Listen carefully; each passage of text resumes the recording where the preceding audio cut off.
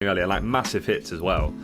I mean, do you think there was a better single released in the noughties between 2000 and 2010 than Feel Good Inc? Because I would argue that there isn't. Yeah, I mean, I think if you're trying to not summarise the decade, but thinking about what were the defining tunes of that decade, I think you've got like Smile by Lily Allen, maybe. Wow, interesting. Gnarls Barkley, Crazy, which was just that. I mean, 100%. That was at number one for just like a stupid amount of time. And another Danger Mouse production. Yeah, as well. and another Danger Mouse production. Obviously, you got James Blunt, Beautiful, which I'm sure you were a massive fan of back in the day. Would you put that in? I'm winding you up, mate. I'm winding you up. Yeah. Definitely not. But I find it funny because Feel Good Inc is obviously amazing, but I can't believe it didn't go to number one. I don't know if you were aware of that. I mean, I wasn't. So can you guess which song went to number one and stayed there for 7 weeks at the same time that Feel Good Inc was released? So it wasn't James Blunt, I hope. It wasn't James Blunt. It wasn't James Blunt.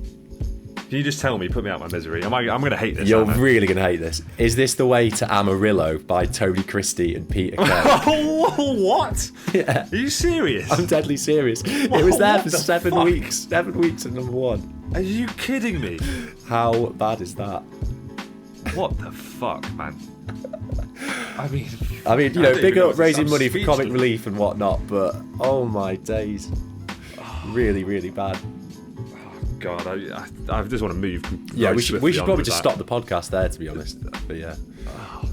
Oh my days. Yeah, I mean, so, Feel Good Inc. We were talking about Feel Good Inc. The best song of the. So this is the thing. Another kind of debate to be had here. Like, you know, you were talking about it encapsulating the decade, which I think is a lot more relevant to the question of what is the best song of a decade than it is saying like, you know, what your favourite song is or what you think the most musically ambitious song is. Because there'll be some people that'll come in and be like, well, actually, guys, I think the best song of the noughties is probably Weird Fishes by Radiohead. It's like, well, you're fucking missing the point. That sounds like something you might say, mate. Well, yeah. Oh, wow, okay, mate, okay.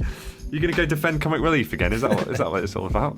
But yeah, like I think the question is more, as you were saying, what encapsulates the decade, and I think Feel Good Inc. does that more than any other song I can think of.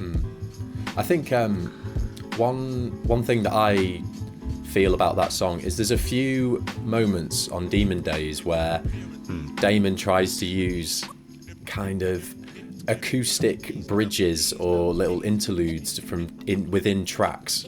I mean, it's kind of the Damon trope, isn't it? Yeah, a little bit. Like, okay, we'll have this really cool electronic sound, but then I'll intersperse it with snippets of me, you know, singing somberly and playing an acoustic guitar.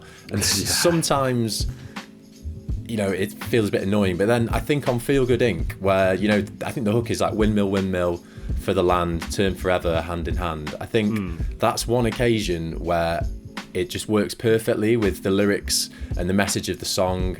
You know, it's evoking this land of like milk and honey away from mega corporations or this, you know, Feel Good Inc. polluting and destroying the planet.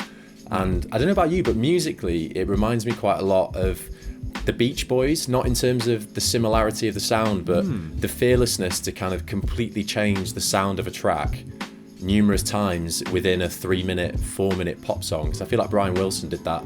Like if you think about Good Vibrations, for example, like there's a whole like 30 seconds where it just goes completely differently and then cuts back in. Yeah, that's a good point, actually. And I think the other thing as well, like to do that and it be a really successful pop song, albeit one that only reached number 2 in the charts, is the most impressive thing, because there's all manner of experimental music that does that, but none of it really manages to maintain or retain the sense of it being a pop song. Yeah, as well. yeah, absolutely. Anyway.